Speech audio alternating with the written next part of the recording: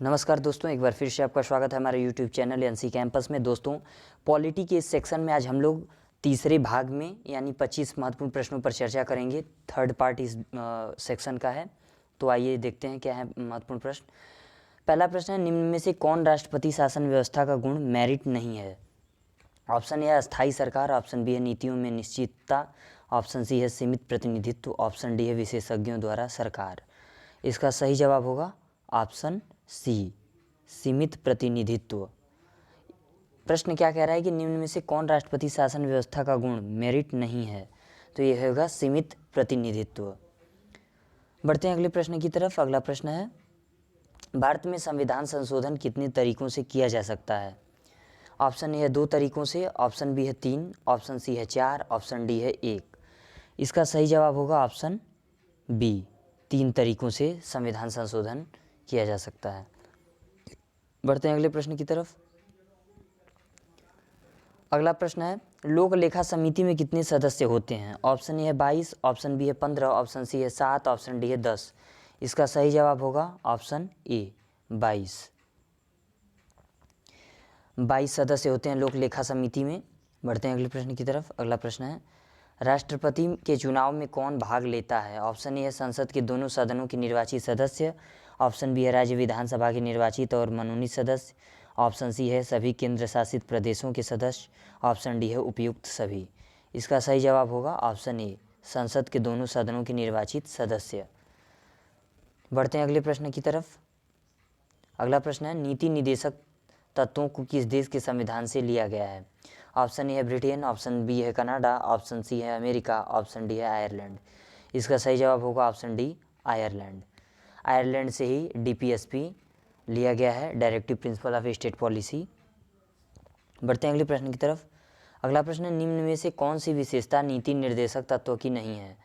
Option A है, ये संवैधानिक निदेशक या विधायिका कार्यपालिका और प्रशासनिक मामलों में राज्य के लिए सिफारिशें हैं। ऑप्शन बी है, निदेशक तत्व भारत शासन अधिनियम 1935 में उल्लिखित अनुदेशों के समान है। ऑप्शन सी है, निदेशक तत्वों का हनन होने पर न्यायालय द्वारा लागू कराया जा सकता है। ऑप्शन डी है, इनका उद्देश्य लोक कल्याणकारी राज्य का निर्माण है। इसका सही जवाब होगा ऑप्शन सी, निदेशक तत्वों का हनन होने पर न्यायालय द्वारा लागू कराया जा सकता है, यानी कि यही नहीं है, डीपीएसपी के अंतर्गत यह नहीं आता है। बढ़ते हैं अगले प्रश्न की तरफ। अगला प्रश्न है, भारत के संविधान की कौन सी विशेषता यह संकेत करती है कि वास्तविक कार्यपालिका शक्ति प्रधानमंत्री के नेतृत्व वाले मंत्रिपरिषद में निहित होगी?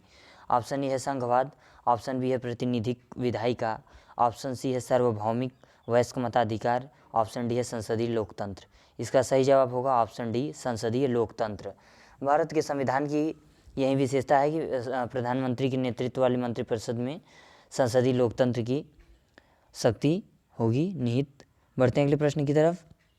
अगला प्रश्न है, निम्नलिखित में से कौन सी समिति सदन के रोजाना के कारोबार के लिए नहीं बनाई गई है? ऑप्शन ए है व्यापार सलाहकार समिति, ऑप्शन बी है निजी सदस्यों के बिल के लिए बनी समिति, ऑप्शन सी है नियम समिति, ऑप्शन डी है एडहॉक समिति। इसका सही जवाब होगा ऑप्शन डी, एडहॉक समिति।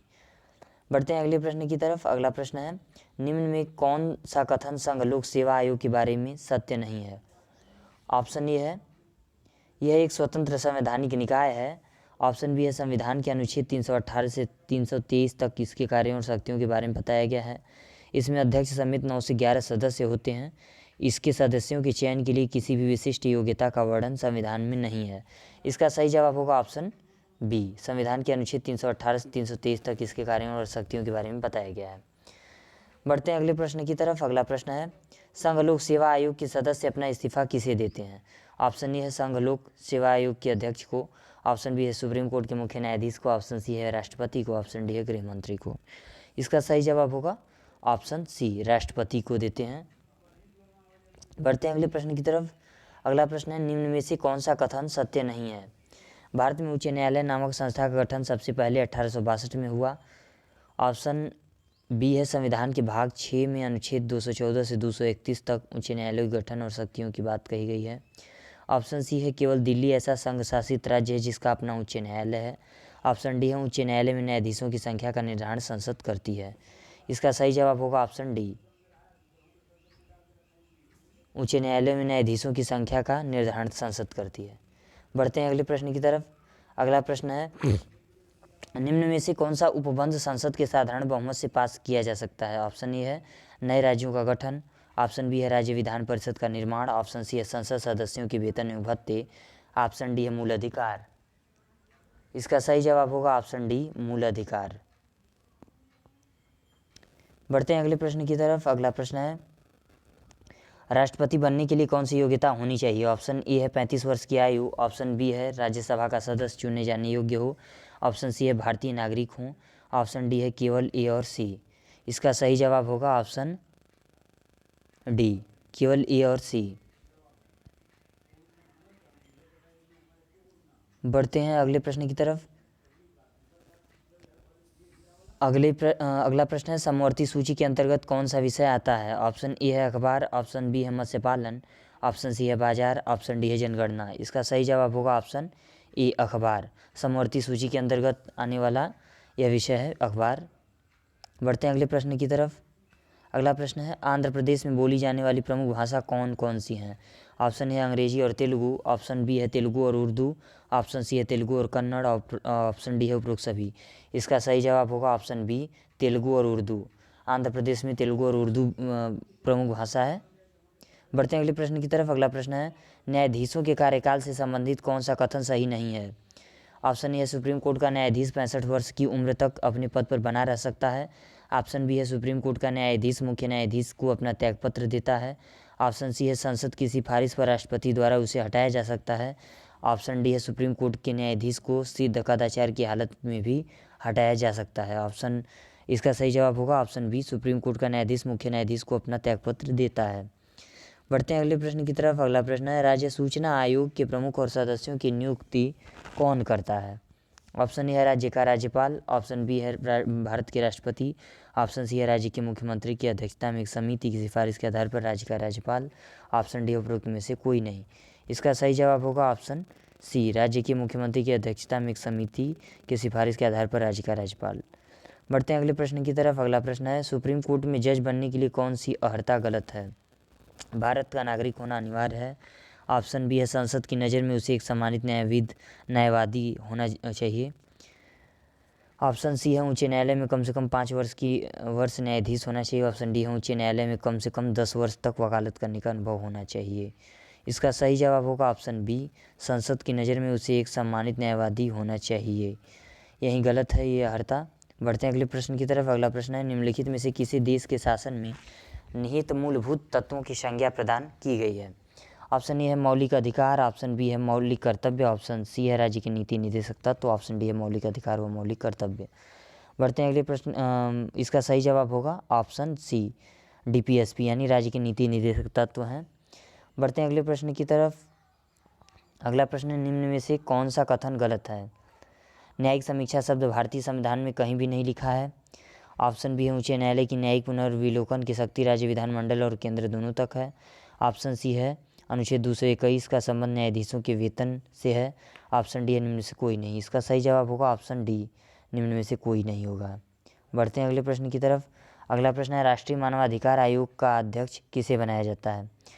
ऑप्शन ए है सुप्रीम कोर्ट का कोई भी न्यायाधीश, ऑप्शन बी है सुप्रीम कोर्ट का कोई भी सेवानिवृत्त मुख्य न्यायाधीश, ऑप्शन सी है राष्ट्रपति द्वारा नियुक्त कोई भी व्यक्ति, ऑप्शन डी है किसी भी उच्च न्यायालय का सेवानिवृत्त मुख्य न्यायाधीश। इसका सही जवाब होगा ऑप्शन बी सुप्रीम कोर्ट का कोई भी सेवानिवृत्त मुख्य न्यायाधीश। बढ़ते हैं अगले प्रश्न की तरफ। अगला प्रश्न है, हरियाणा का राजकीय फूल कौन सा है? ऑप्शन ए है कमल, ऑप्शन बी है रोडोडेंड्रॉन, ऑप्शन सी है गोल्डन शावर, ऑप्शन डी है घोषित नहीं है। इसका सही जवाब होगा ऑप्शन ए कमल। हरियाणा का राजकीय फूल कमल है। बढ़ते हैं अगले प्रश्न की तरफ। अगला प्रश्न है, भारत की प्रथम पंचवर्षीय योजना किस मॉडल पर आधारित थी? ऑप्शन ए है Rao Manmohan model, option B है Mahalanobis model, option C है Harrod Domar model, option D है इनमें से कोई नहीं। इसका सही जवाब होगा option C Harrod Domar model. बढ़ते हैं अगले प्रश्न की तरफ। अगला प्रश्न है, नगद आरक्षित अनुपात सीसीआर क्या होता है? ऑप्शन ए है आरबीआई के पास वाणिज्यिक बैंक की कुल जमा राशि का हिस्सा, ऑप्शन बी है एक वाणिज्यिक बैंक की कुल जमा राशि का खुद बैंक के पास जमा हिस्सा, ऑप्शन सी है वाणिज्यिक बैंकों के द्वारा जनता को दिया गया उधार, ऑप्शन डी है उपरोक्त में से कोई नहीं। इसका सही जवाब है ए आरबीआई के पास एक वाणिज्यिक बैंक की कुल जमा राशि का हिस्सा। बढ़ते हैं अगले प्रश्न की तरफ। अगला प्रश्न है, वर्तमान में आईबीआरडी में कितने सदस्य हैं? ऑप्शन ए है 193, ऑप्शन बी है 198, ऑप्शन सी है 189, ऑप्शन डी है 206। इसका सही जवाब होगा ऑप्शन सी 189। दोस्तों ये वीडियो यहीं समाप्त होती है। वीडियो कैसी लगी कमेंट बॉक्स में जरूर बताएं। वीडियो पसंद आए तो लाइक शेयर सब्सक्राइब करना ना भूलें। धन्यवाद।